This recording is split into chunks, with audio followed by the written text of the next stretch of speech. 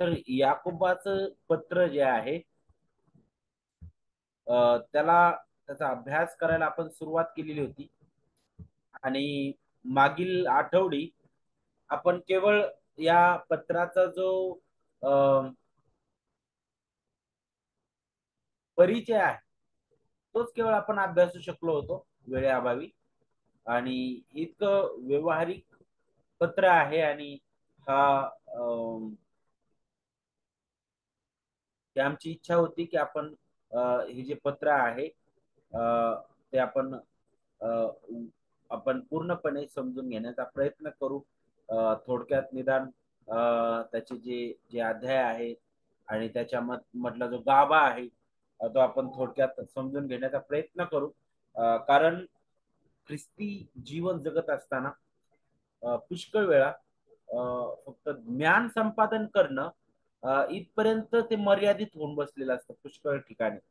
पण कशा प्रकारे आपण ख्रिस्ती विश्वासणाऱ्या नात्याने जो विश्वास आपल्याला लाभलेला आहे त्या विश्वासाचं अनुकरण किंवा कृतिशील ख्रिस्ती जीवन कशा प्रकारे असायला पाहिजे. 100% वचनाचा अभ्यास, 100% देवाच्या वचनाचं ज्ञान आहे आणि तितकंच जितकं ते महत्वाचं आहे ज्ञान संपादन करणं तितकंच त्याप्रमाणे चालणं हे सुद्धा गरजेचं आहे.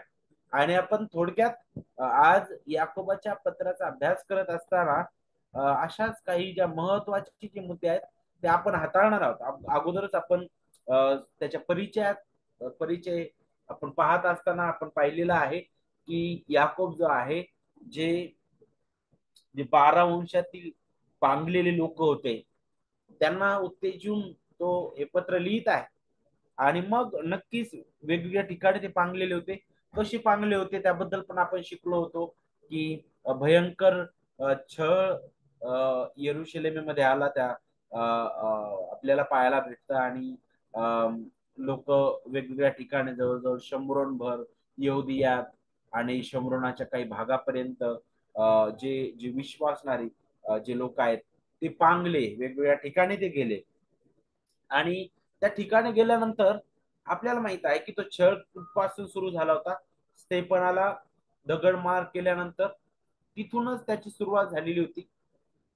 आणि आणि आता इथून पुढे आपल्याला पाहायला भेटते लोक वेगवेगळ्या ठिकाणी गेले पण ते छळाचं जे वास्तव्य आहे ते सुटलेलं नाहीये. जरी ते वेगवेगळ्या ठिकाणी पळत आहे जणू काय हा छळ त्यांचा पाठलाग करत आहे. आणि वेगवेगळ्या ठिकाणी गेल्यानंतर छळ तर आहेच त्यासोबतच ते आपसामध्ये सुद्धा पुष्कळ मतभेद होते, पक्षभेद होते आणि वेगवेगळ्या प्रकारचे गोंधळ होते. चुकीच्या प्रकारचे शिक्षण होते. विश्वासाबद्दल सुद्धा वेगवेगळ्या प्रकारे ते लोक पाहिजे आणि कृतीमध्ये सुद्धा पुष्कळ तफावत होती. आणि याकूब जो आहे तो खास करून कृतिशील ख्रिस्ती जीवन आपण म्हणू शकतो ना आपल्या भाषेत कसं असायला पाहिजे त्याबद्दल तो बोलत आहे. तो कोणत्याही प्रकारे पौलाला विरोध करत नाहीये परंतु पौल जे मुद्दे हाताळतो की आपलं तारण केवळ कृपेने केवळ विश्वासाच्या द्वारे झालेलं आहे. हे हे आपल्या हातून झाले नाही तर देवाचं दान आहे. याकोब म्हणतोय अगदी बरोबर आहे. पण त्यासोबतच हे जे तारण ज्या विश्वासाच्या द्वारे झालेलं आहे तो विश्वास काय आहे मी तुम्हाला दाखवतो. आणि पौलाने सुद्धा त्याबद्दल सांगितलेलं आहे. आणि याकोब सुद्धा तेच पुढे करून जे जे ख्रिस्ती तत्व आहे आपल्याला पाहायला भेटतं. ख्रिस्ती विश्वासाचं खरं काय म्हणू शकतो आपण जो जे ध्येय आहे जो उद्देश आहे तो याकोब जो आहे स्पष्ट करतो. आता परिचयामध्ये अनेक गोष्टी हाताळल्यानंतर आपण आता थोडक्यात याकोबाच्या पत्रामध्ये आपण जाऊन काही महत्वाचे मुद्दे आपण थोडक्यात हाताळणार आहोत. म्हणूनच आपण याला काय म्हणू शकतो रचना म्हटलेल्या आहे. त्या पुस्तकाची रचना किंवा आराखडा आपण थोडक्यात आज या या सायंकाळच्या वेळी अभ्यासूया. मला माहित नाही किती आपण पूर्ण करू शकू. जर पूर्ण करता आला हा विषय तर चांगलंच आहे. जर नाही तर आपण उद्याच्या भागामध्ये सुद्धा काही आपण पाहू शकतो. तर सगळ्यात अगोदर आपण ज्यावेळेस या पुस्तकाबद्दल पाहतो याकोबाचं पत्र तर हे असं पत्र आहे जे आतापर्यंतची पत्र तुम्ही आपण अभ्यासलेले आहेत, त्यांच्यापेक्षा याची रचना आणि यामध्ये दिलेले जी किंवा याची जी लिखाणाची पद्धत आहे, हे साहित्यिक स्वरूप जे आहे ते फार वेगळं आहे. कारण या पत्राला अ, अ, ज्ञानाचं साहित्य म्हटलेलं आहे. आणि हे पत्र जे आहे, जर तुम्हाला समजून घ्यायचं आहे, तर जुन्या करारातील जी ज्ञानाची साहित्य आहे त्याच्यामध्ये मग योग, उपदेशक आणि नीतीसूत्रे आणि स्तोत्र संहितेमध्ये सुद्धा आपल्याला काही अशी स्तोत्र पाहायला भेटतील जी ज्यांची रचना जी आहे ते अशाच प्रकारच्या साहित्यिक स्वरूपामध्ये करण्यात आलेली आहे. तर जुन्या करारामध्ये हे साहित्य प्रकार आहे. तो प्रकार आपल्याला सुद्धा माहित आहे, ज्ञानाचं साहित्य. जिथं आपण पाहतो की पुष्कळदा योग्य आणि अयोग्य काय आहे त्याची जाणीव करून दिली जाते. जिथं तू जर हे करशील तर तुला हे मिळेल, आणि जर तू हे करणार नाहीस तर तुला ते मिळणार नाही. जसं नीतीसूत्रेमध्ये आपण पाहतो नाही का. आणि तेच लक्षात ठेवून याकोब जो आहे तो त्या पहिल्या शतकातील मंडळीला, त्या 12 वंशातील पांगलेल्या लोकांना अनेक महत्वाच्या गोष्टी ज्या आहे तो तो शिकवू इच्छित आहे. आता पहिली गोष्ट, हे ज्ञानाचं साहित्य असणारं पुस्तक आहे. म्हणून इथं आपल्याला पाहायला भेटतं की अनेक अनेक मुद्दे हाताळलेले आहेत, फार व्यवहारिक मुद्दे हाताळलेले आहेत, जसे नीतीसूत्रेच्या पुस्तकामध्ये हाताळले गेलेले आहेत. आता ज्यावेळेस आपण या पुस्तकाबद्दल पाहतो, तर मी अगोदरच सांगितलं, जुन्या करारातील पुस्तकांशी समतोल राखणार हे पुस्तक आहे. आणि विशेष करून जर आपण एक उदाहरण घ्यायचं ठरलं, तर बघा अध्याय 5, याकोब अध्याय 5 आणि वचन 11 जर आपण वाचलं, तर तिथं काय सांगितलं बघा. पहा, ज्यांनी सहन केले त्यांना आपण धन्य म्हणतो. तुम्ही योबाच्या धीराविषयी ऐकले आहे आणि त्याच्याविषयीचा प्रभूचा जो हेतू होता तो तुम्ही पाहिला आहे. त्यावरून प्रभू फार कनवाळू व दयाळू आहे हे तुम्हाला दिसून आले. तर योबाचं उदाहरण त्याने घेतलं सहनशीलता वाढवण्यासाठी किंवा सहनशील होणं काय आहे ते समजून घेण्यासाठी. त्यानंतर इथं आपल्याला या पुस्तकामध्ये जिभेबद्दल पाहायला भेटतं.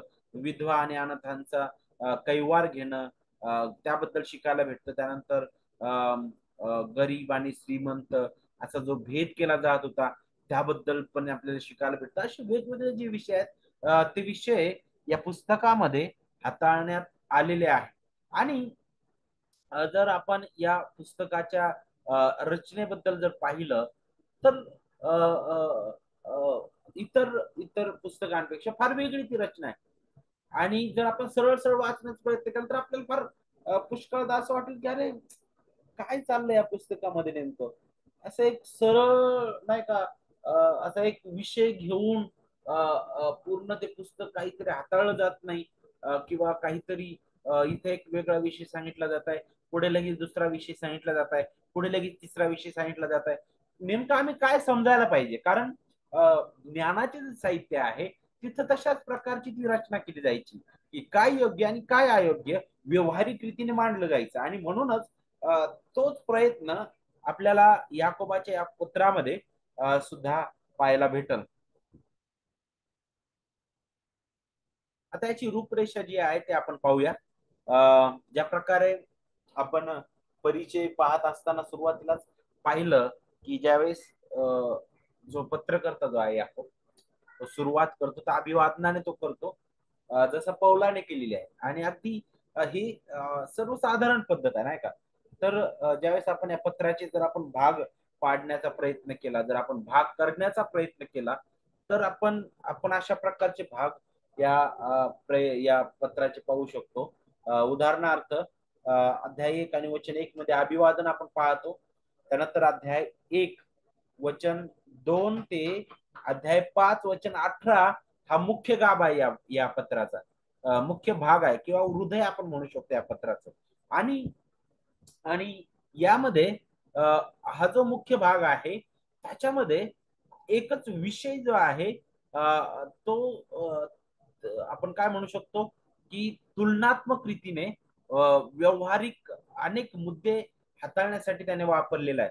आणि विशेष करून जर तुम्ही हा जो जो जो मुख्य भाग जर आपण पाहिला, तर उदाहरणार्थ आता 1 वचन 2 ते 18 तिथं तुम्हाला ज्ञान आणि आनंद याबद्दल आपल्याला शिकायला भेटत, नाही का? कारण हा जो याकोब आहे, तो ज्ञानावर फार भर देत आहे. कारण तुम्ही जर सुरुवातच पाहिली याकोबाच्या पत्राची, तर बघा कशा प्रकारे तो म्हणतो. वचन वचन वचन 5 पहा. आता तो वचन 5 बोलत असताना काय म्हणतो, जर तुमच्यापैकी कोणी ज्ञानाने उन्हा असेल, तर त्याने ते देवाजवळ मागावे, म्हणजे ते त्याला मिळेल. कारण तो कोणास दोष न लावता सर्वांना उदारपणे देणग्या देतो. का याकोब ज्ञानावर इतका भर देत आहे? त्याचा उद्देश काय आहे? त्याचं कारण काय आहे? तर ते आपल्याला समजण्यासाठी थोडीशी मागची पार्श्वभूमी पाहायला पाहिजे. कारण वचन 2 मध्ये आपण येतो, तर वचन 2 मध्ये आपल्याला पाहायला भेटतो, माझ्या बंधूंनो, नाना प्रकारच्या परीक्षांना तुम्हाला तोंड द्यावे लागते, तेव्हा तुम्ही आनंदच माना. कसं शक्य आहे? मी चांगल्या स्थितीमध्ये असताना मी नक्की आनंद करू शकतो.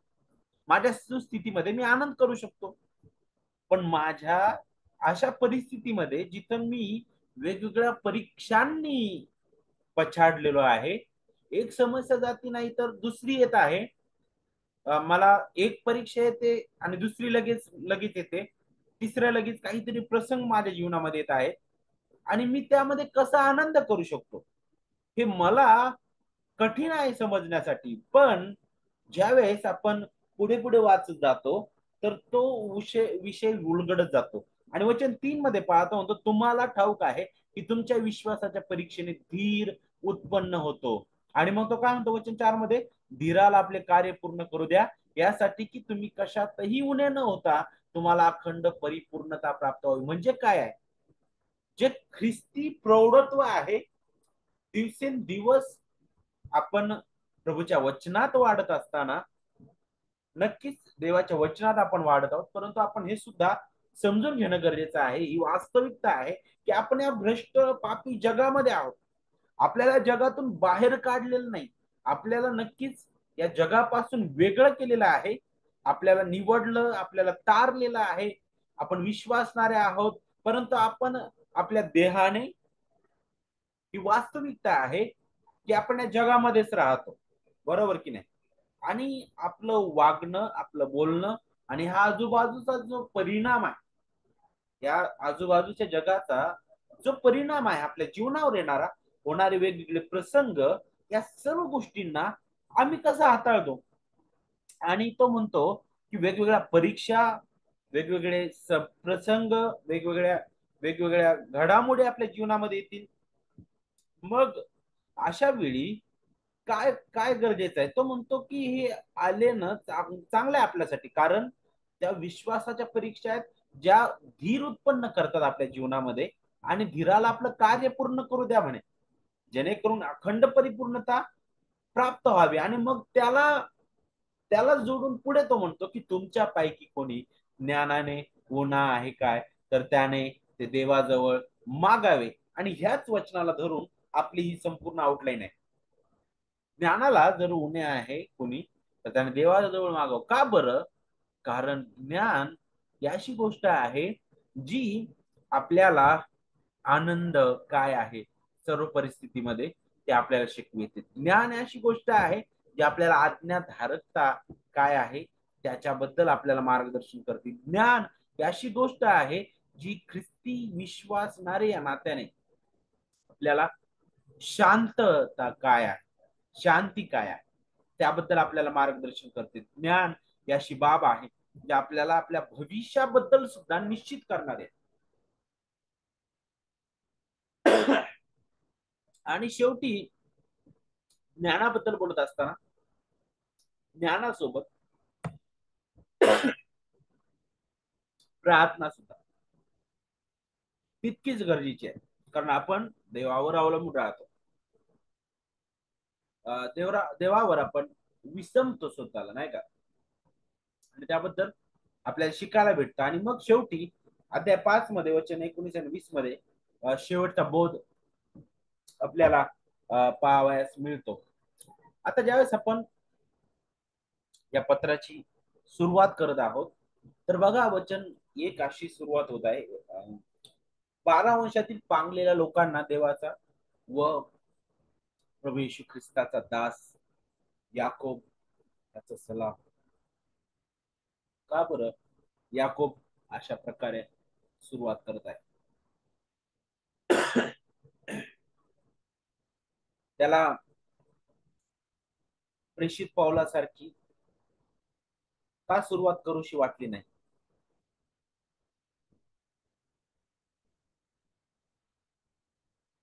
कारण याकूब जो आहे त्याच्या जीवनाबद्दल आपण शिकत असताना तो अगोदर जणू काय ख्रिस्तावर विश्वास न ठेवणारा तो होता. आणि आपल्याला माहित आहे प्रभू येशू ख्रिस्ताचा आपण काय म्हणू शकतो, सावत्र भाऊ अशा प्रकारची त्याची अवस्था आपल्याला पाहावयास मिळते, नाही का? तर तो ज्यावेळेस अशा प्रकारे इथं सुरुवात करत आहे बघा, की देवाचा व प्रभू येशू ख्रिस्ताचा, देवाचा आणि प्रभू येशू ख्रिस्ताचा काय म्हटलेलं आहे? सेवक म्हटलेला आहे. आणि इथे ज्या वेळेस आपण देवाचा हा शब्द पाहतो, नाही का, तर पिता आणि पुत्र, नाही का, त्या दोघांचा एक संदर्भ आपल्याला इथे मिळतो.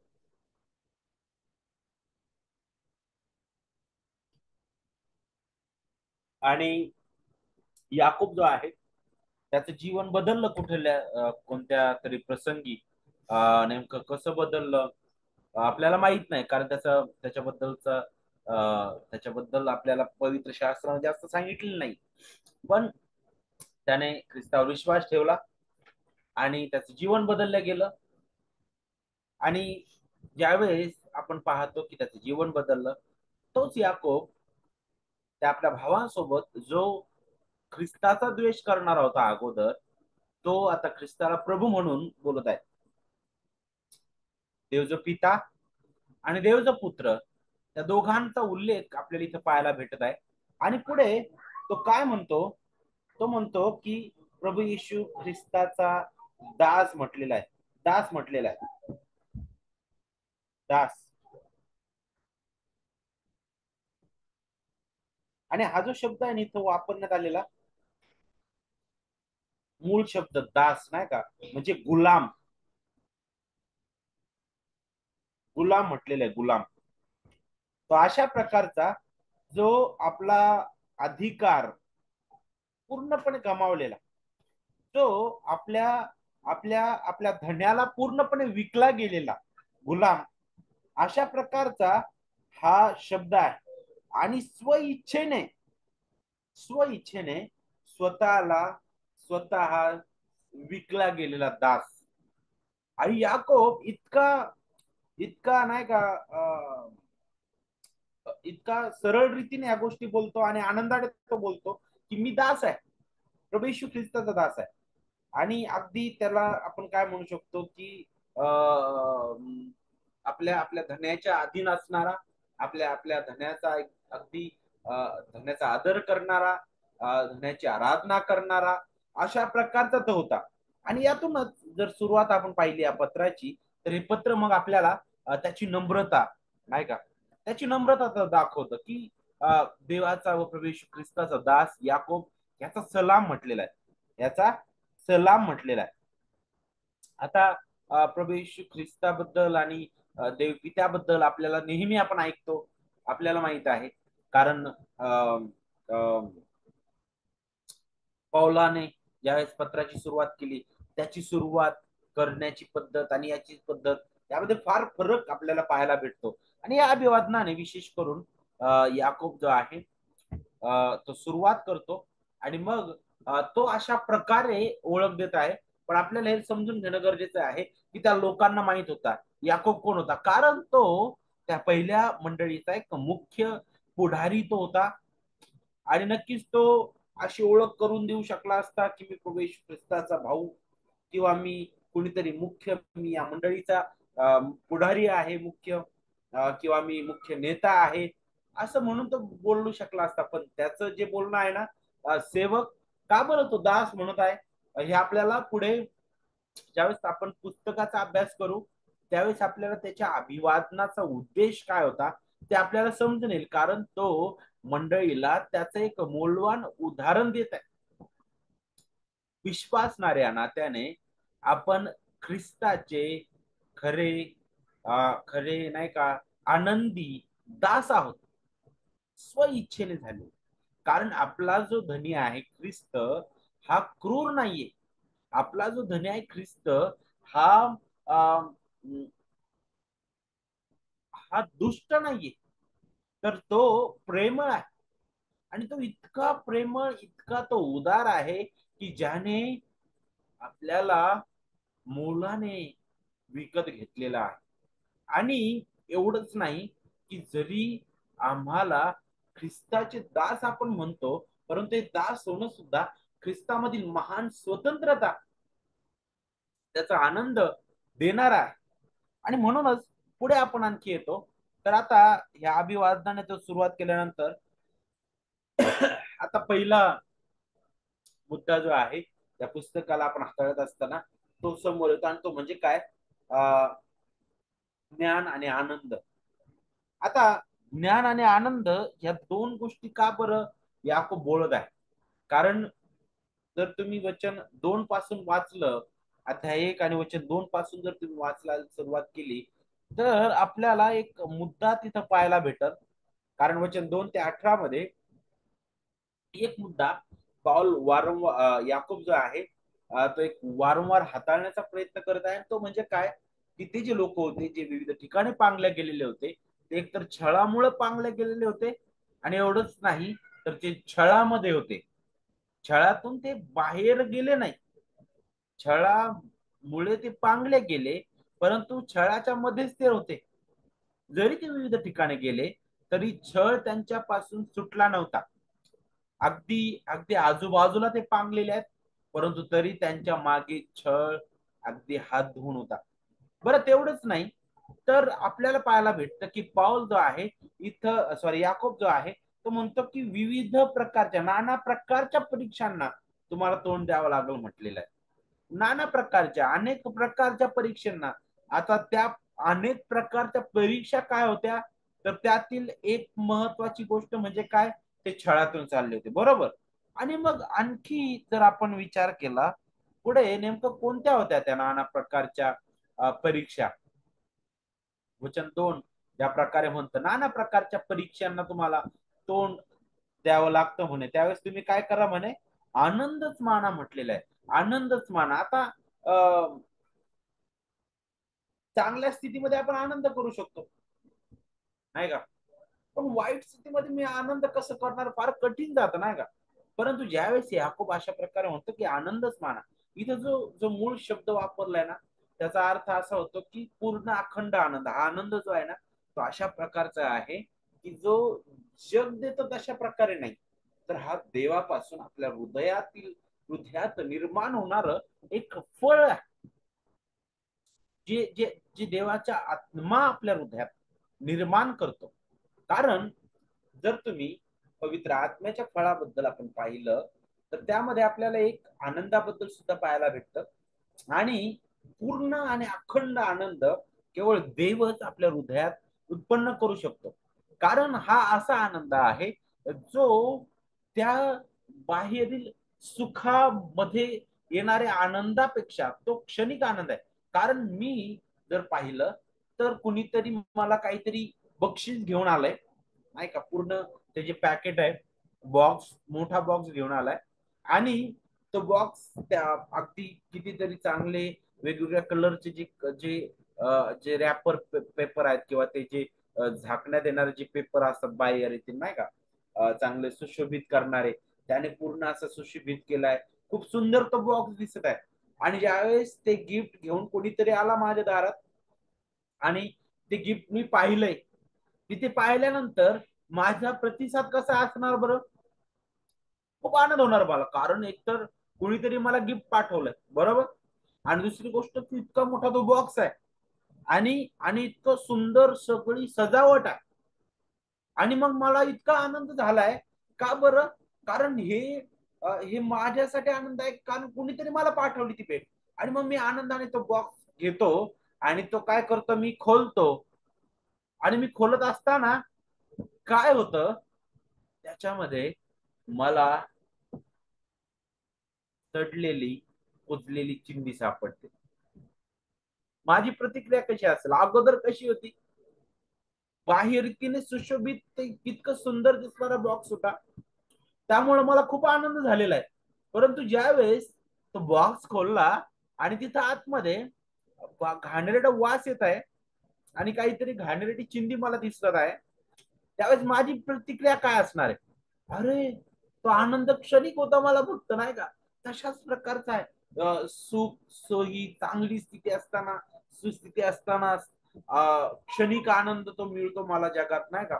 परंतु जो खरा आनंद ख्रिस्तामध्ये आपल्याला लाभलेला आहे, देवाचा आत्मा आपल्या हृदयात उत्पन्न करतो, देवाच्या लोकांमध्ये राहणं, आणि त्याच्यामधील तो आनंद जो आहे, तो आनंद त्या क्षणिक आनंदाप्रमाणे नाही. कारण जरी जरी बाह्य रीतीने चांगलं दिसणारी गोष्ट आहे त्यामुळे मी आनंदी झालेलो आहे, परंतु आतमध्ये जरी वाईट असेल किंवा ती भयंकर गोष्ट असेल, तरी तो माझा आनंद नष्ट होणार नाही. नष्ट होणार नाही, कारण तो आनंद देवापासून आहे. कारण हे जे लोक होते ते नाना प्रकारच्या परीक्षेला तोंड देत होते. नाना प्रकारच्या परीक्षा, मग काय होतं त्याच्यामध्ये? एक तर छळ होता, दुसरी गोष्ट त्यांच्यामध्ये पक्षभेद होते, तिसरी गोष्ट आपल्याला पाहायला भेटतं की अ, अनेक प्रकारचे चुकीचे विचारधारा होत्या किंवा चुकीचे दृष्टिकोन त्यांचे होते. तर चुकीच्या दृष्टिकोनामुळे सुद्धा एकमेकांमध्ये अनेक मतभेद होते. अशा अनेक गोष्टी होत्या की ज्या दुःखदायक होत्या त्यांच्यासाठी. पण याकोब म्हणतो की आनंदच माना, आनंदच माना. आणि हेच तत्व ख्रिस्ताने पण शिकवलं. त्याचं ज्यावेळेस त्याने डोंगरावरील प्रवचनामध्ये तो बोलत असताना 5व्या अध्यायामध्ये, नाही का, ज्यावेळेस तुमचा छळ होईल म्हणे नीतिमत्वाकरिता, त्यावेळेस तुम्ही आनंद करा, उल्हास करा, कारण स्वर्गात तुमचं प्रतिफळ कसं आहे म्हणे, मोठं आहे. बघा, हेच तत्व याकोब इथं सांगत आहे, जे आपल्या प्रभूने अगोदरच सांगितलेलं होतं. कारण ज्यावेळेस आपण त्याबद्दल बोलतो, तर आपल्याला पुढे मग वचन 3 आणि 4 मध्ये आपल्याला आणखी पुढे शिकायला भेटतं. इथं काय सांगितलं बघा, की तुम्हाला ठाऊक आहे की तुमच्या विश्वासाच्या परीक्षेने धीर उत्पन्न होतो, आणि धीराला आपले कार्य पूर्ण करू द्या, यासाठी की तुम्ही कशातही उणे न होता तुम्हाला अखंड परिपूर्णता प्राप्त व्हावी. काय आहे? कशाबद्दल बोललेलं आहे? हे धीर उत्पन्न करतं म्हणे तुमच्या जीवनातील येणारे प्रसंग, तुमच्या जीवनातील येणारे ज्या ज्या ज्या ज्या नाना प्रकारच्या परीक्षा आहेत, त्या काय करतात, तुम्हाला दिवसेंदिवस घडवतात, नाही का? तुम्हाला माहिती का, जसं सोनं, त्याला एक प्रकारच्या अशा परीक्षेतून नाही जावं लागत, अनेक प्रकारची परीक्षा त्याच्यामध्ये, मग त्याला अगदी त्याचं जे मूल्यमापन केलं जातं सोन्याचं, नाही का, ते अगदी शुद्ध होण्यासाठी त्याला वेगवेगळ्या प्रकारच्या त्या अग्नीतून जावं लागतं, वेगवेगळ्या प्रकारे त्याच्यावर हातोडे मारण्यात येतात, काय काय करतात, कोणती प्रक्रियेतून त्याला जावं लागतं भयंकर रीतीने, आणि मग तिथे शेवटी येत असताना ते आपल्याला फार शुद्ध असं चकाकणारच ते सोनं दिसतं, आणि मग त्याला तिथं किंमत आपल्याला पाहायला भेटते, नाही का? तर जणू काय तशाच प्रकारची भाषा तो वापरतो, की ख्रिस्ती जीवनाबद्दल विचार करत असताना विश्वासणाऱ्या नात्याने देवाने हे जे प्रसंग आहेत ना, देवाने आपल्या चांगल्यासाठी नेमून ठेवलेले आहेत. कारण जर तुम्ही रोमकारास पत्र 8वा अध्याय आणि वचन 28 जर आपण वाचलं, रोमकारास पत्र 8वा अध्याय आणि वचन 28, रोम 8 आणि 28 आपण वाचूया.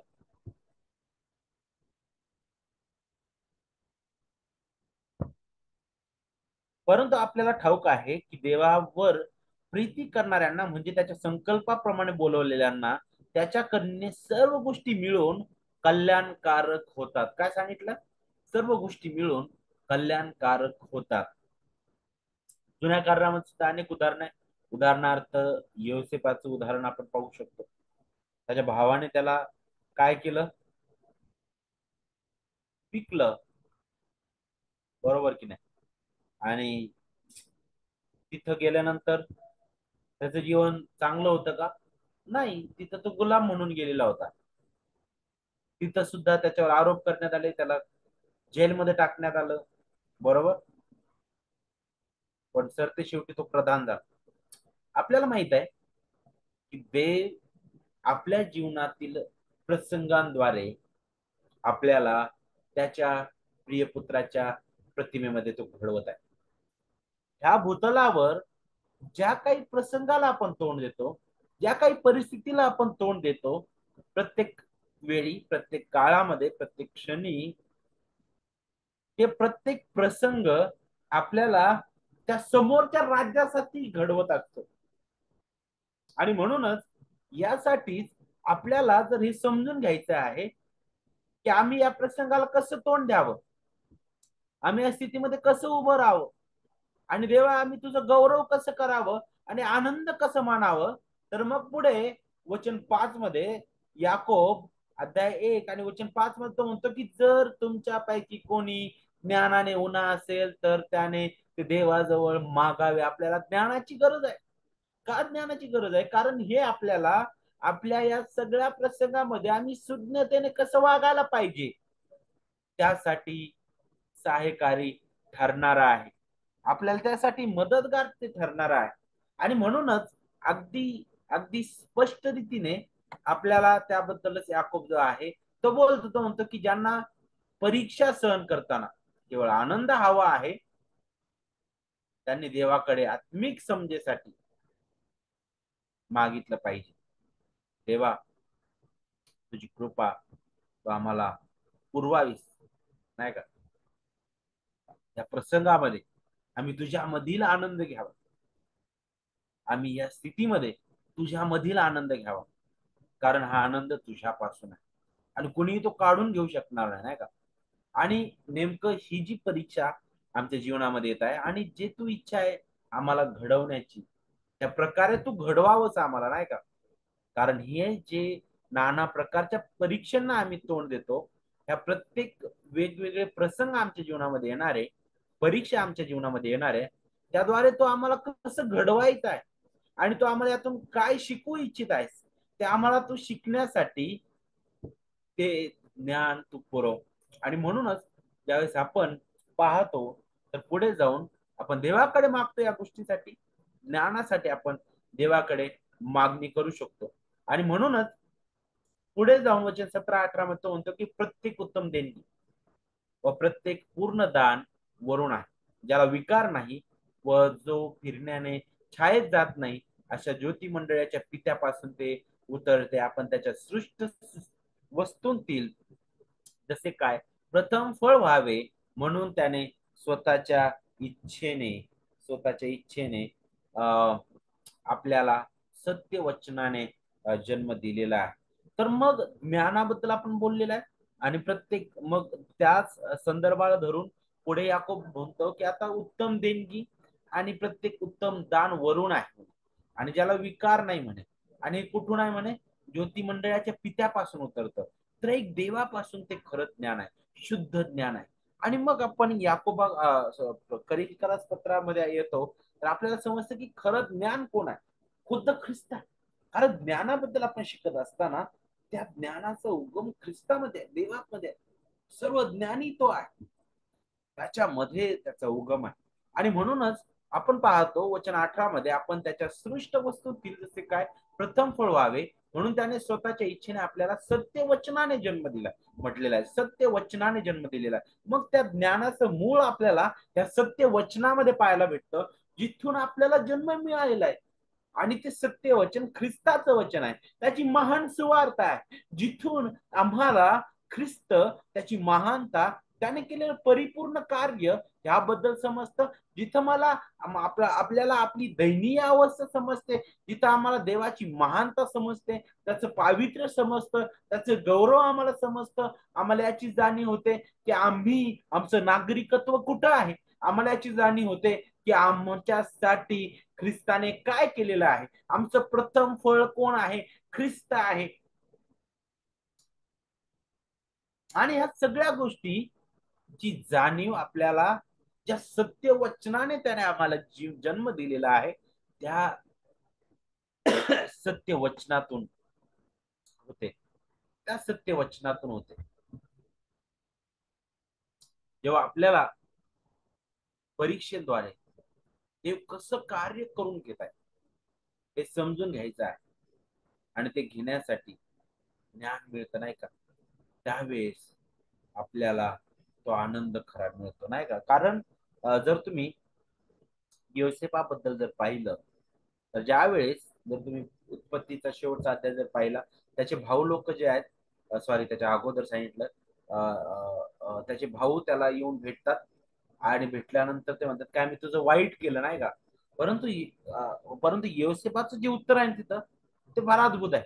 कारण देवाकडून मिळालेलं जे खरं ज्ञान आहे आणि त्याचा उपयोग कसा त्याच्या जीवनामध्ये होतो, तो असं म्हटला नाही अरे मी खड्ड्यात पडलो नाही का, देवाने मला खड्ड्यात पाडलं, तुम्ही मला फेकून दिलेलं होतं आणि देव पण या सगळ्या गोष्टी पाहत होता.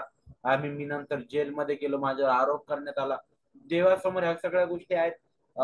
मी वेगवेगळ्या प्रकारच्या वेदनेतून गेलेलो आहे, सर्व गोष्टी देवासमोर आहेत. तो म्हणतो येस, सगळ्या गोष्टी घडलेल्या आहेत, अगदी घडलेल्या आहेत. पण तो म्हणतो की या सगळ्यात माझ्या कल्याणार्थ होत्या, त्या तुमच्या कल्याणार्थ होत्या. का बरं? आणि कसं तो म्हणू शकला? कारण देवाबद्दलची योग्य समज, जिवंत देव कोण आहे त्याची योग्य समज आणि हे ज्ञान कुठून होतं? देवाकडून होतं. देवाकडून होतं. आणि म्हणूनच देव परीक्षांद्वारे कसं कार्य करतो हे समजून घेतल्यानंतर आपण त्या परीक्षेमध्ये आनंद करू शकतो. आपल्याला ही खात्री पटते की देवाने या सर्व गोष्टी आपल्या या तारणाच्या आशीर्वादांमध्येच नेमलेल्या आहेत आणि देव या सर्व गोष्टींद्वारे आम्हाला घडवत आहे. आम्हाला घडवत आहे. मग ज्ञान आणि आनंद अशा प्रकारे समोर जातं. मग पुढे येऊन आता ज्ञानामध्ये आनंद करणं हे अगदी बरोबर आहे. पण त्यासोबतच खऱ्या रीतीने जे ज्ञान आम्हाला मिळालेलं आहे याच्यामध्ये आम्ही वाढतो दिवसेंदिवस आणि जी सुवचन, जी खरी सुवार्ता ख्रिस्ताची आम्हाला मिळालेली आहे, एक ख्रिस्ती विश्वासणारे या नात्याने आम्ही दिवसेंदिवस त्या विश्वासामध्ये वाढत आहोत. तर मग काय ते फक्त ज्ञान संपादन करणे इथपर्यंत मर्यादित आहे का? बिलकुल नाही. तर ज्ञान त्यासोबत ते आपल्याला आज्ञा पालन करण्यासाठी सुद्धा काय करतं? प्रोत्साहित करतं. प्रोत्साहित करतं आणि पुढे त्याबद्दलच याकूब जो आहे आता त्या त्या 12 वंशातील चांगलेल्या लोकांना मार्गदर्शन करणार आहे आणि तेच आपल्याला सुद्धा मार्गदर्शन करणार आहे. आणि इथं मात्र याकूब आता कृतीवर भर देत आहे, कृत्यांवर भर देत आहे. कारण वचन 19 पासून पुढे पहा तो काय म्हणत आहे. वचन 19 मध्ये तो म्हणतो की माझ्या प्रिय बंधूंनो, तुम्हाला हे कळते तर प्रत्येक माणूस ऐकण्यास तत्पर, बोलण्यास धीमा, रागास मंद असावा, कारण माणसाच्या रागाने देवाच्या नीतिमत्वाचे कार्य घडत नाही. आता फारच व्यावहारिक रीतीनं याकोब जो आहे तो इथून पुढे बोलत आहे.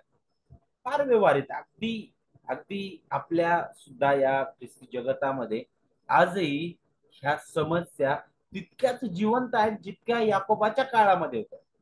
आजही मंडळ्यांना या प्रत्येक उपदेशाची तितकीच गरज आहे, तितकी जितकी त्या पहिल्या शतकातील मंडळीला होती, पहिल्या शतकातील त्या विश्वासणाऱ्यांना होती. आणि तेच आपल्याला इथं सुद्धा आपल्याला पाहायला भेटत आहे. का बरं? आज अनेक मंडळांमध्ये पक्षभेद आहे, पुष्कळ ठिकाणी विरोधाभास आहे, गोंधळ आहे, आत्मिक उन्नती नाही, कोणत्याही प्रकारे देवाच्या वचनाबद्दल, मंडळीबद्दलचं गांभीर्य, सेवेबद्दलचं ओझ, या सर्व गोष्टींमध्ये का आज ख्रिस्ती मंडळ्या मागे आहे? का? त्याच सगळ्यात साधं आणि सरळ उत्तर हेच आहे की त्या ज्ञानाने उण्या आहेत. आणि जरी ज्ञानाने उण्या आहेत तरी त्या देवाकडे मागत नाही. देवाच्या वचनाप्रती त्यांची उणीव आहे. वचन त्याचा उलगडा दिला जात नाही. जे देवाच्या मुखातील शब्द आहे, जे सार्वकालिक आहे, सजीव आहे, त्याच्याबद्दलचं मोल माहित नाही. ख्रिस्ताच्या मंडळीबद्दलचं मर्म नाही माहित. ख्रिस्ताने दिलेल्या महान सेवेचं जे महत्व आहे ते माहित नाही. या सर्व गोष्टी कुठे येतात? ज्ञानाची उणीव. ज्ञानाची उणीव. जे सत्य वचनाचं ज्ञान आहे, ते सुशिक्षण आपण ज्याला म्हणतो, त्याची उणीव ते आहे. कारण जिथं खरा विश्वास, त्याची घोषणा आहे, तिथं खऱ्या विश्वासाने केलेली कृती सुद्धा आपल्याला पाहायला भेटणार आहे. परंतु ही दुःखांकित गोष्ट आहे की अनेक ठिकाणी या गोष्टी दिसत नाही. जे पहिल्या शतकामध्ये होतं ते आजही आपल्याला विविध ठिकाणे किंबहुना आपल्या आजूबाजूला दिसतं. ओके. तर हा जो पुढे तो बोलत आहे की ज्ञान आणि ते आपल्याला आज्ञा पालनाकडे घेऊन जातं. कशा प्रकारे ते आपल्याला कृतीबद्दल शिकवणार आहे. वचन 19 पासून तो पुढे बोलतो आणि विशेष करून जर तुम्ही वचन 22 पाहिलं तर तिथे काय सांगितलं बघा. तो म्हणतो की वचनाप्रमाणे आचरण करणारे असा, केवळ ऐकणारे असू नका, अशाने तुम्ही स्वतःची फसवणूक करता. दर रविवारी मी येतो, बसतो, वचन ऐकतो आणि तिथंच सोडतो आणि घरी जातो आणि माझा जीवनक्रम मी जगतो. प्रत्येक वेळी मी वाचायचं म्हणून वाचतो बायबल. मी तर असं करत आहे आणि ते वचन जे मला बोलत आहे त्याचं लागू करणंच माझ्या जीवनामध्ये नाही, त्याप्रमाणे माझं वागणंच नाहीये, तर याकोब म्हणताय की तो तुम्ही स्वतःलाच फसवतात. अशाने स्वतःचीच फसवणूक आहे. तुम्ही देवाला नाही फसवू शकणार कधीच, कारण हे देवाचं वचन आहे, तुमच्या समोर गाजवण्यात येत आहे. परंतु तुम्ही काय करत आहात? ऐकत आहात आणि तुम्ही त्याप्रमाणे वागत नाही. तुम्ही काय करत आहात? तुम्ही स्वतःच फसवून घेतात स्वतःला, आहे का? कारण केवळ देवाचं शब्द ऐकणं, देवाचं वचन ऐकणं एवढंच पुरेसं नाही, तर देवाकडील हे जे सुज्ञता आहे, देवाचे जे ज्ञानाचे शब्द आहेत, हे ज्ञानाचे शब्द आपल्याला विश्वासू आज्ञाधारकपणाकडे नेणारे असले पाहिजेत. नाहीतर आपल्या स्वतःची फसवणूक आपण करत आहोत. हे अगदी व्यवहारिक आहे. ख्रिस्ताने सुद्धा याच्याबद्दल जे मोल आहे आपल्याला अगोदर सांगितलेलं आहे. मत्तई 7:24 ते 27 मध्ये जिथं सांगितलंय की जो प्रत्येक जण माझी वचने ऐकून त्याप्रमाणे वागतो तो कोणा एका सुज्ञ मनुष्यासारखा ठरेल म्हणून. त्याने आपले घर खडकावर बांधले. पाहिलं? खडकावर घर बांधलेल्या व्यक्तीप्रमाणे त्याचं जीवन आहे खंबीर. का बरं? कारण तो जो महान खडक आहे, जे वचन आहे देवाचं, त्याच्यावर त्याचं जीवन रुजल्या गेलेलं आहे. त्या वचनाप्रमाणे ते वचन तो ऐकतो आणि त्या वचनाप्रमाणे तो वागणार आहे. आणि म्हणूनच ते वचन त्याच्या प्रत्येक प्रसंगामध्ये कशा प्रकारे तो वागणार आहे बरं त्या वचनाप्रमाणे. आता जर तुम्ही बारकाईने जर या ज्या घडामोडी आहेत तिथे सांगितल्या, पाऊस पडला, पूर आला, वाराही सुटला, त्या घरास लागला म्हटलेला आहे. एक एक चित्र उभा केलं नाही का, एक घर बांधणारा बांधत आहे नाही का, दोघं घर बांधत आहेत. एक जण काय करतो, खोल पाया घालतो, तो पाया त्या खडकावर घातलेला आहे त्याचं घर त्याने बांधलं, दुसरीकडे जो आहे त्याने पायच घातला, त्याने वाळूवर घर बांधलेलं आहे. आणि मग दोन्ही घरावर पाऊस, पूर, वारा येतो नाही का. आणि जे घर पाया बांधलेलं आहे ते मजबूत राहतं, ते पडत नाही. पण जे जे वाळूवर बांधलेलं आहे ते पडतं नाही का. तर तशाच प्रकारे ज्यावेळेस आपण याकोबाच्या जर विचारसरणीने आणि याकोब ज्या प्रकारे इथं लिहित आहे त्या दृष्टिकोनातून जर या वचनाकडे पाहिलं आपल्या प्रभूने सांगितलेल्या, तर ते अशा प्रकारे होऊ शकतं की शून्य मनुष्य जो आहे, ज्याला देवाच्या वचनाचं ज्ञान आहे, जो देवाच्या वचनामध्ये रममाण होणार आहे, तो व्यक्ती त्याच्या जीवनातील येणाऱ्या विविध नाना प्रकारच्या परीक्षा किंवा वेगवेगळ्या प्रकारचे जे प्रसंग आहे त्या सर्व प्रसंगामध्ये कशा प्रकारे जीवन जगायला पाहिजे, त्या सगळ्या प्रसंगामध्ये देवाच्या वचनाचं योग्य लागूकरण तो करतो. आणि ते त्याला त्या स्थितीमध्ये जगायला आणि त्या स्थितीमध्ये आनंद देणार ठरतं. ओके. तर अशा प्रकारे आपण याकोब जे बोलत आहे त्याचा सारांश प्रभूच्या शब्दातून सुद्धा आपण समजू शकतो. आता जे देवाचे सेवक आहेत डॉक्टर जिमी नावाचे, ते अशा प्रकारे म्हणतात की जेव्हा तुम्ही याकोबाचं पत्र वाचता म्हणे तेव्हा तुमच्या लक्षात येतं की तो खऱ्या अर्थाने आपण जो काही विश्वास ठेवतो नाही का, तो आचरणात आणणं गरजेचं आहे यावर भर देत आहे. आणि या संपूर्ण पत्राचा जर मुख्य विषय आपण पाहिला तर तो हाच आहे की विश्वास आणि कृती. बरोबर. आणि मग का बरं याकोब यावर भर देत आहे ते म्हणतात, असा प्रश्न आपल्या मनात येईल. तर का तो भर देतोय, तर ते म्हणतात की पहिली गोष्ट त्याचं उत्तर हे आहे की याकोब वास्तविक जगात जगत होता, तो खऱ्या लोकांची सेवा करत होता. आणि तो आपल्याला पाहायला भेटतं की ज्या जगात आपण राहतो ते एक असं जग आहे जिथं फक्त बोलणंच नाही, तर तिथं जिथं देवावर विश्वास आपण ठेवतो असे आपण म्हणतो तेवढंच तेवढंच करणं नाही, कारण देवावर विश्वास ठेवतो हे बोलणं फार सोपं आहे म्हणे, पण ते कृतीत आणणं हे फार कठीण जातं म्हणे नाही का. आणि केवळ याकोबासमोरच हे आव्हान नव्हतं, तर ख्रिस्तासमोर सुद्धा हे आव्हान होतं म्हणे. पण आपल्याला माहित आहे ख्रिस्ताने देवाच्या वचनाचा, त्याच्या वचनाचा त्याच्या विविध क्षेत्रामध्ये कसा उपयोग केलेला. तो म्हटला की मी तर नियमशास्त्र पूर्ण करायला आलेलो आहे. तो ज्यावेळेस परीक्षेतून चालला होता त्यावेळी त्याने वचनाने कसं त्या प्रत्येक प्रसंगाला हाताळलेलं आहे त्याचं उत्तर आपल्याला मत्ती 4 मध्ये सुद्धा आपण पाहतो. बरोबर की नाही. तर नक्कीच या आपण खऱ्या वास्तविक जगामध्ये राहत आहोत. याकोबाला हे माहित आहे, याकोब तेच करत होता, तो खऱ्या जगात होता. आपणही खऱ्या वास्तविक जगात आहोत, खऱ्या समस्येने ग्रस्त असलेल्या खऱ्या लोकांमध्ये आपण राहत आहोत. आणि म्हणूनच अशा लोकांमध्ये आपण राहत असताना जे आपल्याला देवाने त्या जगापासून वेगळं केलेलं आहे, निवडलेलं आहे, त्याच्या कृपेने आपल्याला तारलेलं आहे, त्याच्या त्याच्या कृपेचा वर्षाव आपल्यावर करण्यात आलेला आहे. तो आपल्या जीवनातून ती जी फळं बाहेर काय म्हणू शकतो आपण पडतात, त्या फळांद्वारे त्या आजूबाजूचं जे समस्याने ग्रस्त असणार जग आहे त्यांना सुद्धा देवाचं महानता आणि ख्रिस्ताची त्याची त्याचं त्याची त्याची सर्वोच्चता समजण्यासाठी मदत होते. आणखी एक उदाहरण आपण पाहू शकतो. थेसलोनिका पत्र जर आपण पाहिलं तर थेसलोनिका येथील मंडळी ही अगदी फारच काय तरुण मंडळी, अगदी अगदी नवीन ही मंडळी. इथं 3च आठवडे पाऊल होता जिथं पौलाने 3 आठवडे सेवा केली.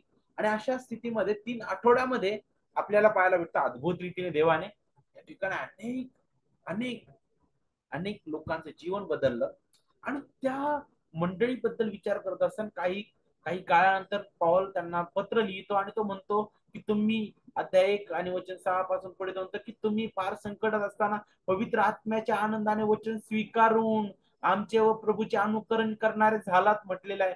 काय केलं त्यांनी, फक्त स्वीकारलं. आणि फक्त स्वीकारलं इथपर्यंतच नाही, वचन 7 काय सांगत आहे, अशाने मासिदोनिया व अखया ह्यातील सर्व विश्वास ठेवणारे त्यांना तुम्ही आदर्श झालात. आदर्श कसं होऊ शकले असते, ते कसे ते झाले होते, कारण त्यांचं बदललेलं जीवन मासिदुनिया आणि अखया येथील सर्व विश्वास ठेवणाऱ्या लोकांनी पाहिलेलं आहे. अरे हे जे लोक ज्या अगोदर देवाचं भय धरणारे नव्हते, त्या अगोदर जिवंत देवापासून दुरावलेले होते, हे जे लोक त्या अगोदर मृत्यूकडे जाणारे होते, जे चुकीचे दृष्टिकोन असणारे लोक होते, याचं जगणं वाईट होतं. अरे यांच्या सवयी वाईट होत्या. अरे पहा किती आमूलाग्र बदल यांच्यामध्ये आहे. आणि एवढंच नाही, वचन 8 म्हणतो मासिदुनिया व अखया ह्यात तुमच्याकडून प्रभूच्या वचनाची घोषणा झाली. इतकेच केवळ नव्हे तर देवावरील तुमच्या विश्वासाचे वर्तमानही सर्वत्र पसरले. विश्वासाचं वर्तमान सर्वत्र पसरलं. हे कसं शक्य आहे? कसं शक्य आहे? ख्रिस्ताचा विश्वास, ख्रिस्ताची लेकरं या नात्याने, विश्वासणाऱ्या या नात्याने हे आपल्या कृतीतून दिसून येतं. हे कसं दिसलं? हे थेसलोनिका येथील मंडळीच्या कृतीतून पसरलेलं आहे. आणि कृतीबद्दलच याकोब बोलतो. कृतीबद्दलच याकोब बोलतो, नाही का? याकोबाची इच्छा आहे की आपला विश्वास जो त्याने आपल्याला दिलेला आहे, देवाच्या कृपेने लाभलेला आहे, तो विश्वास कृतीशील विश्वास आहे. तो विश्वास व्यर्थ नाही, तो विश्वास मृत नाही. आणि म्हणूनच याकोबासाठी हा इतका महत्वाचा विषय होता. आणि आपल्यासाठी सुद्धा विश्वास हा महत्वाचा विषय आहे. आणि म्हणून त्याने अध्याय 1 आणि 2 वर त्यावर विचार केलेला आहे. आणि एवढंच नाही तर इतर ठिकाणी पुन्हा त्याने त्याबद्दल विचार केला. उदाहरणार्थ अध्याय 3 आणि वचन 13 मध्ये ज्ञान आणि आज्ञाधारक पण त्याबद्दल संबंध तो दाखवित होतो. म्हणतो की तुमच्यामध्ये ज्ञानी व समंजस कोण आहे? त्यांनी ज्ञानजन्य लीनतेने सदाचरणाच्या योग्य आपली कृत्य दाखवावी. पाहिलं, तो वारंवार यावर भर देत आहे. अरे विश्वासणारे आहोत आम्ही, आम्हाला फक्त ज्ञान ज्ञान ज्ञान आम्ही विचार करतो, बरोबर आहे. पण काय आमच्या कृतीतून ते दिसून येत आहे का? दिवसेंदिवस आम्ही जितकं प्रभूमध्ये मुळावलं जात आहोत, तितकं आमच्या कृतीतून ते फलदायी पण दिसत आहे का? नक्कीच देवाच्या कृपेची गरज आहे आम्हाला. नक्कीच त्यासाठीच तर आम्हाला देवाकडून ज्ञान मागण्याची गरज आहे. आणि तेच बोलून याकोब सुरुवात करतो, नाही का? किती अद्भुत आहे.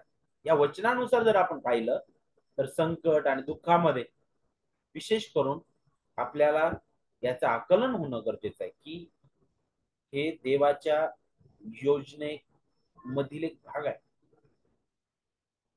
आणि विशेष करून हे केवळ बौद्धिक आपल्या बौद्धिक आपली बौद्धिक बाब नाहीये, किंवा आपल्या आपल्या आपल्या आपल्या काय म्हणू शकतो स्वविचाराची, किंवा आपल्या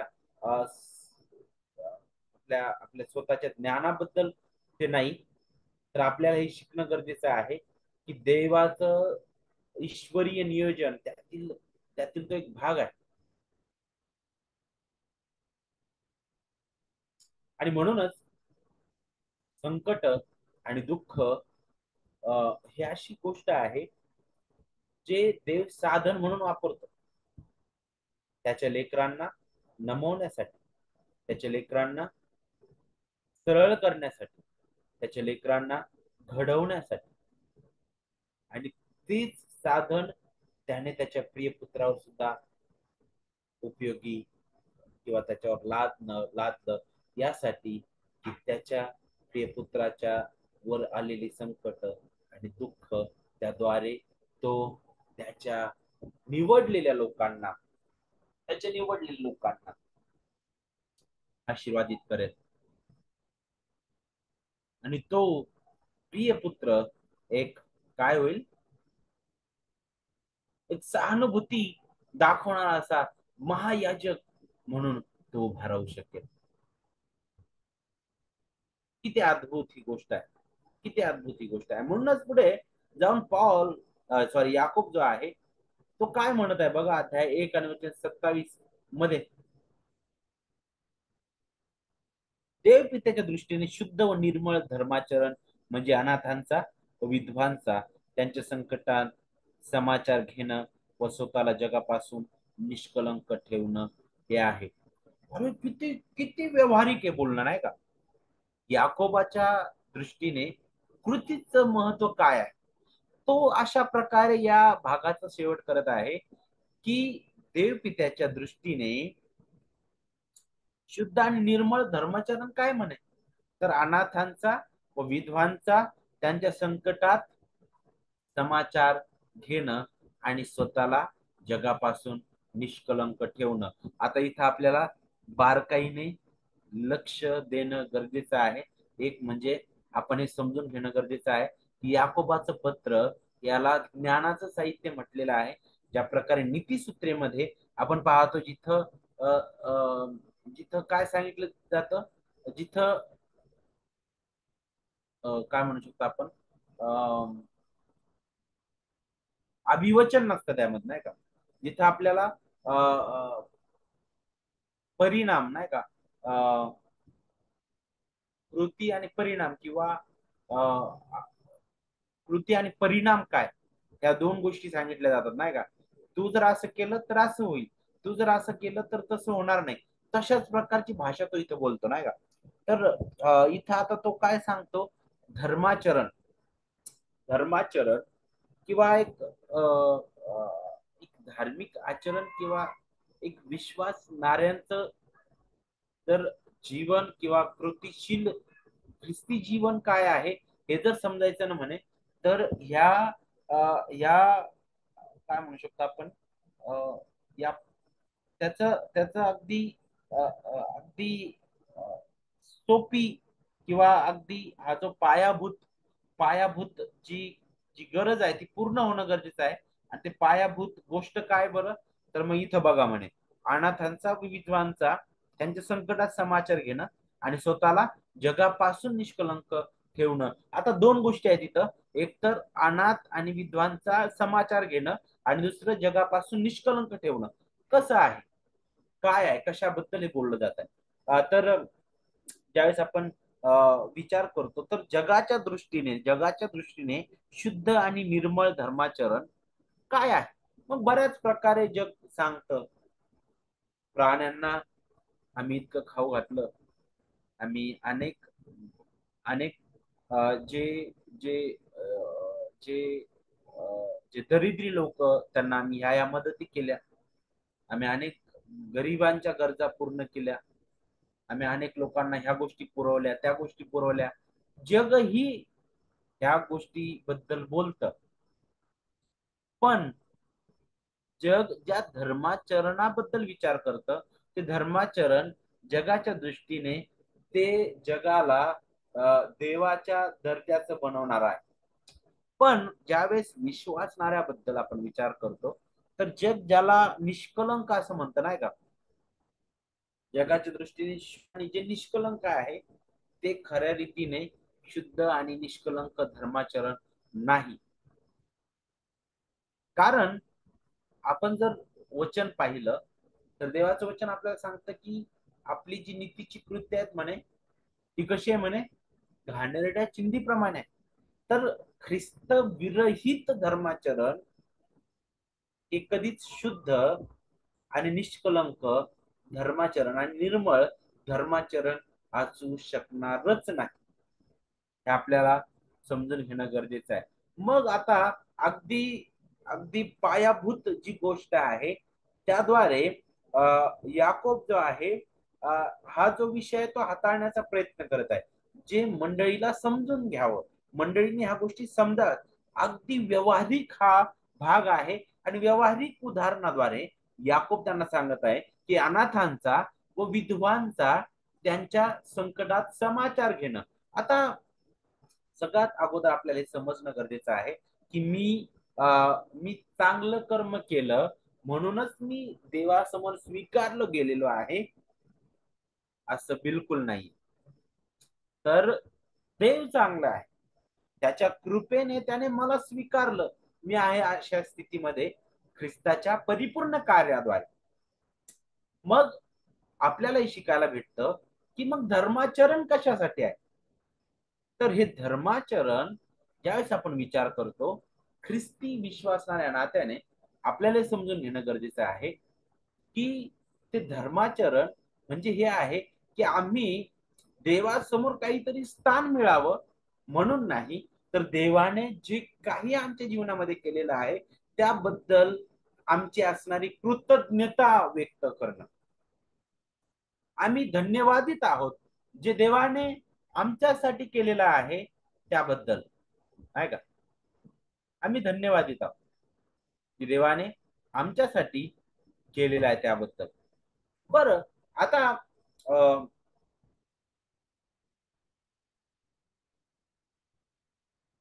देवाचे जे सेवक आहे स्पर्जन ते अशा प्रकारे म्हणतात की पवित्र शास्त्रामधील विधी किंवा जे बाह्य उपासना करणं किंवा धर्माच्या आंतरिक तत्वांचं जर खरं मूर्तिमंत किंवा खरं जर आपल्याला स्वरूप पाहायचं असेल म्हणे, तर ते म्हणजे अनाथ आणि विधवांना त्यांच्या दुःखात भेट देणं, त्यांची गरज पूर्ण करणं आणि स्वतःला जगापासून निष्कलंक ठेवणं.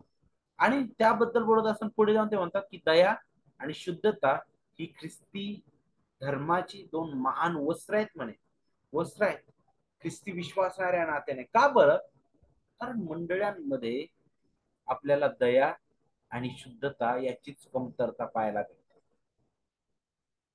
का? कारण ख्रिस्ती विश्वासच आपल्याला खऱ्या रीतीने अजून कळालेला नाही, त्याबद्दल आपल्याला शिकायला भेटत नाही का. आणि म्हणून पुढे जाऊन तो काय म्हणतो की विद्वांचा समाचार घेणं आणि स्वतःला जगापासून काय करणं, निष्कलंक ठेवणं. आता कसं आहे, याचा अर्थ काय बरं, जगापासून निष्कलंक ठेवणं म्हणजे काय.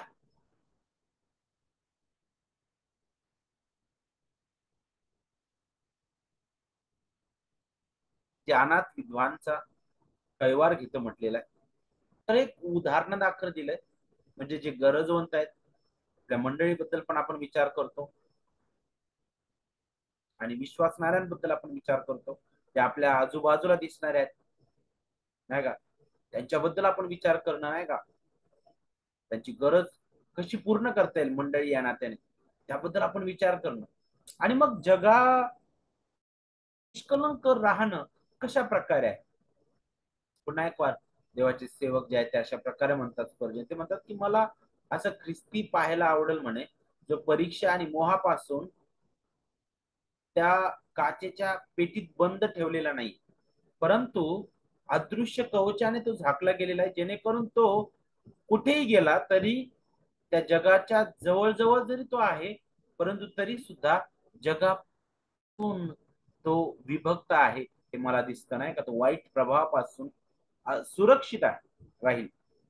उदाहरणार्थ जर आपण पाहिलं तर उत्पत्तीच्या पुस्तकामध्ये आपल्याला लोटाचं उदाहरण पाहायला भेटतं, जो ज्याने बाह्य दिसणारं जे वैभव आहे, सुंदरता आहे, ती त्याने निवडली, नाही का. जगाने एक एक एक कलंकित झालेला व्यक्ती अशा प्रकारे लोट तिथे दिसत आहे, कारण तो जगापासून वेगळा राहू शकला नाही. तो म्हटलं की मला ते ठिकाण जे आहे, मला ते आवडतं, त्या ठिकाणी जायचंय मला. सदोम त्या दिशेने तो गेलेला आहे. नक्कीच इतकं समृद्ध ते ठिकाण होतं, इतकं सुंदर ते दिसणार गोष्ट होती. त्याने त्या सर्व गोष्टींकडे पाहिलं, परंतु त्या भागातील आध्यात्मिक स्थिती काय आहे त्याकडे बिलकुल लक्ष नव्हतं. शेवटी तो त्या दुष्ट शहरात गेला आणि त्या शहराच्या नेतृत्वाचा भाग तो बनलेला आहे. आणि याचा अंतिम परिणाम असा झाला की लोटने सर्व काही गमावलं आणि केवळ थोडक्यात तो बचावला गेलेला आहे ना. पवित्र शास्त्रामध्ये सुद्धा आपल्याला अशाच प्रकारचं उदाहरण पाहायला भेटत आहे. जगापासून निष्कलंक राहणं काय आहे, ख्रिस्ताच्या कृपेला शरण गेलेलं जे जीवन आहे ते कशा प्रकारचं आहे ना, ते आदर्श असं जीवन आहे. देवाचे सेवक म्हणतात ते स्वच्छ हृदय आणि डागरहित वस्त्र, आत्म्यात कोणतेही पाप स्वीकारले जात नाही किंवा त्याला परवानगी दिली जात नाही. जीवनावर वर्चस्व गाजवण्यासाठी किंवा त्याला गुलाम करण्यासाठी कोणतीही वाईट सवय स्वीकारली जात नाही, असं ते जीवन आहे. जिथं आपल्याला पापामध्ये जीवन जगायला आवडत नाही, तिथं आम्हाला जगाच्या राहटीप्रमाणे जगायला आवडणार नाही. आम्हाला आमचा आनंद आम्ही देवाच्या वचनामध्ये पाहू. आमचा आनंद आमच्या देवाने दिलेल्या आमच्या परिवारामध्ये आम्ही घेऊ. आमचा आनंद आमच्या ख्रिस्ताच्या मंडळीमध्ये आम्ही घेऊ, नाही का? देवाने दिलेली जी काम आहेत आम्हाला, ज्या ज्या ठिकाणी ठेवलेलं आहे, तिथं आम्ही अधिकाऱ्यांच्या अधीन राहू. तो आमचा आमचा जो आनंद आहे ख्रिस्तामधील, तो आम्ही उपभोगू शकू, नाही का? तर याकोबाचं जे पत्र आहे अशा प्रकारे सुरुवात करतो. आणि तो तो विश्वासाबद्दल बोलतो, नाही का? विश्वासाबद्दल बोलत असताना पृथ्वीना विश्वास कसा आहे? व्यर्थ आहे. पृथ्वीना विश्वास व्यर्थ. त्याबद्दल आपल्याला शिकायला भेटतं.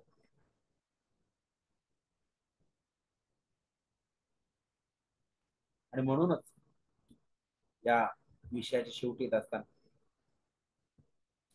आपण आता इथे थांबणार आहोत आणि आपण प्रार्थना करूया. आपल्या स्वतःच्या जीवनाकडे आपण झोकून पाहणार आहोत की प्रभू, आम्ही कुठे कमी पडलेलो आहोत, आम्ही कुठे उणे पडलेलो आहोत. पुष्कळदा आम्ही नक्कीच ज्ञान संपादन करतो, आम्ही सैद्धांतिक रीतीने पण फार आम्ही पुढे राहू, परंतु प्रभू, आम्हाला आमच्या कृतीकडे सुद्धा, आमच्या फळांकडे पाहायला शिकव. प्रभू, आम्हाला तू सहाय्य कर. दिवसेंदिवस आम्ही जितके प्रभू तुझ्यामध्ये वाढू, तितकं प्रभू ख्रिस्ताची चव आम्ही इतरांना देणारे असू, आम्ही इतरांवर प्रीती करणारे असू. कारण ज्यावेळेस कृतीबद्दल याकूब बोलत आहे आणि ज्यावेळेस विद्वांचा कैवार घेणं त्याबद्दल बोलत आहे, तर याकूब जो आहे, खऱ्या रीती नियमशास्त्राचा जो गाभ आहे त्याला तो हात घालत आहे. तू जशी आपणावर तशी आपल्या शेजाऱ्यावर प्रीती कर. ओके. आणि हाच नियम प्रभूने सुद्धा लावून दिलेला आहे. आणि तोच नियम याकोब त्याची आठवण करून देत आहे त्या मंडळीला, आणि तीच आपल्याला सुद्धा आज आठवण करून देत आहे. आपण प्रार्थना करूया. प्रिय प्रभू, आम्ही अशक्त दुर्बळ अशी लोक